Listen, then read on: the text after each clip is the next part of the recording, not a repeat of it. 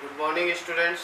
Last class में हमने पढ़ा था वेरियस मेथड्स ऑफ क्लीनिंग, जिसमें आपने टीम क्लीनिंग पढ़ा, कन्वेंशनल क्लीनिंग पढ़ा और ब्लॉक मेथड्स भी पढ़ा। यानी कि डिफरेंट डिफरेंट टाइप से कैसे क्लीनिंग वर्क को परफॉर्म किया जाता है वो हमने पढ़ा। ठीक है, अब आज की क्लास में मैं आपको बताऊंगा कि various types of cleaning means manual cleaning होते हैं, उसके बाद आपके ऑटोमेटिक क्लीनिंग होते हैं। मैनुअल में भी डिफरेंट डिफरेंट टाइप्स के क्लीनिंग होते हैं, लाइक स्वीपिंग करना, ड्राई डस्ट करना, डस्टिंग करना, वेट मॉपिंग करना। इस तरह के different different various types of cleaning के बारे में पढ़ेंगे। तो सबसे पहले आपका मैनुअल मेथड में स्वीपिंग आता है। और स्वीपिंग में आप का होता है कि this is done to collect dust when the floor surface is too rough for a dust. Sweeping basically एक तरह से होता है कि जहाँ पे डस्ट हो, उस डस्ट को हटाने के लिए हम स्वीपिंग करते हैं। ठीक है, जहाँ पे वो भी डस्ट, कैसा डस्ट हो जो फ्लोर सरफेस पे बहुत ज़्यादा हाई डस्ट अगर है तो वहाँ पे हम स्वीपिंग मेथड यूज़ करेंगे। बिकॉज वहाँ पे अगर आप मॉपिंग करना चाहोगे तो मॉपिंग के थ्रू वो डस्ट रिमूव नहीं होगा। That's why we need to use the sweeping method, right.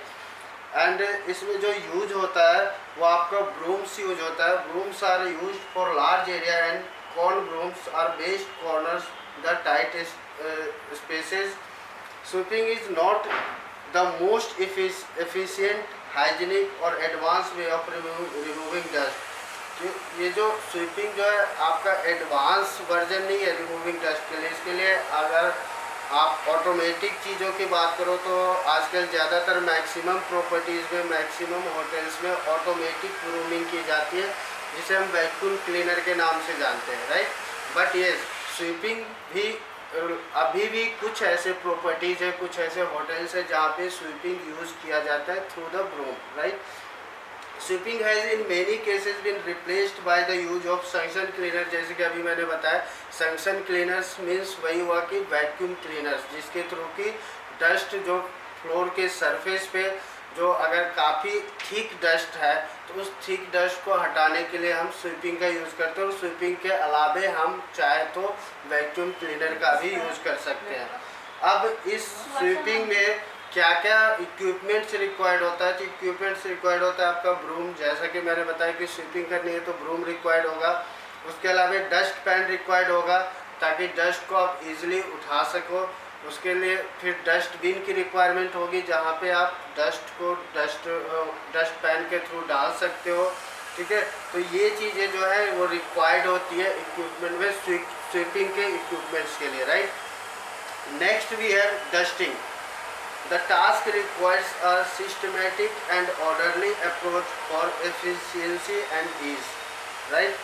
Dust पहले मैंने बताया था जब हमने टाइप्स ऑफ सॉइल्स पढ़ा था, तो डस्ट मीन्स था कि ऐसा सॉइल्स जो कि मॉइस्चर नहीं है, राइट। यानी कि आप नॉर्मल लैंग्वेज में कह लो कि सूखी मिट्टी जो कहते हैं, ठीक है, उसे डस्ट कहते हैं। ठीक है, तो उसको रिमूव करने के लिए हम डस्टिंग का यूज़ करते हैं।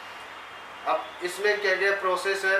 Room attendant should start dusting at the door and work clockwise around the room, right. Door से स्टार्ट करना है, रूम का जो गेस्ट रूम है उसके डोर से स्टार्ट करना है और क्लॉकवाइज एरिया में जैसे घड़ी की सुई घूमती है उस डायरेक्शन के थ्रू ही डस्टिंग स्टार्ट करना है, राइट। और ताकि आप क्लॉकवाइज कंप्लीट करते हुए अगेन डोर तक पहुंच सको। The duster should be of soft, lint-free cloth. Should not be used by the leave their own dust and ink. ठीक है, सॉफ्ट क्लॉथ से बना हुआ डस्टर होना चाहिए। While dusting, it should be start from the highest surface so that dust does not fall on items already clean, right? Again इस चीज़ का भी ध्यान रखना डस्टिंग के टाइम कि आप जो टॉपेस्ट लेवल यानी टॉप टू बॉटम आपको डस्टिंग करना है। जैसे स्टार्टिंग में था कि डायरेक्शन जो आपको क्लॉकवाइज यूज़ करना है, तो उस क्लॉकवाइज डायरेक्शन में जाते टाइम आपको बॉटम टू टॉप यूज़ करना है, टॉप टू बॉटम यूज़ करना है। टॉप टू बॉटम यूज़ करने से फ़ायदा क्या होगा? ताकि जब आप टॉपेस्ट आर्टिकल से डस्ट को रिमूव करोगे तो उसके लोएस्ट आर्टिकल पे गिरेगा। तो आपको दोबारा क्लीन करने की ज़रूरत नहीं पड़ेगी। अगर वाइस वर्सा सपोज करो कि आप बॉटम टू टॉप जाते हो, तो अगर बॉटम के जो सरफेस है उससे अगर आपने डस्ट हटा दिया, फिर उसके टॉप पे जैसी डस्ट रिमूव करते हो, तो वो रिमूव जो डस्ट है वो क्या होता है, आपके उसके जस्ट नीचे वाले सरफेस पे आ जाता है। तो इसलिए हमेशा क्या करना है, मेनली जो डस्टिंग स्टार्ट करनी है वो टॉप टू बॉटम के डायरेक्शन में करनी है, right. When dusting solution is used, it should be sprayed on the cloth, not on the surface, as it can stain or cause stickiness. जब अगर आप डस्टिंग सॉल्यूशन का यूज़ करते हो, तो डस्टिंग सॉल्यूशन जो है वो आपको क्लॉथ पे मारना है। डस्टिंग सॉल्यूशन क्लॉथ पे डालना है, ना कि उस सरफेस पे डालना है जिस सरफेस को आप क्लीन करना चाहते हो, राइट। बिकॉज अगर आप सरफेस पे डालते हो, इट में भी पॉसिबल कि due to chemical reactions, due to oxidant reactions क्या होगा कि उस पर स्टेन आ सकते हैं, ठीक है।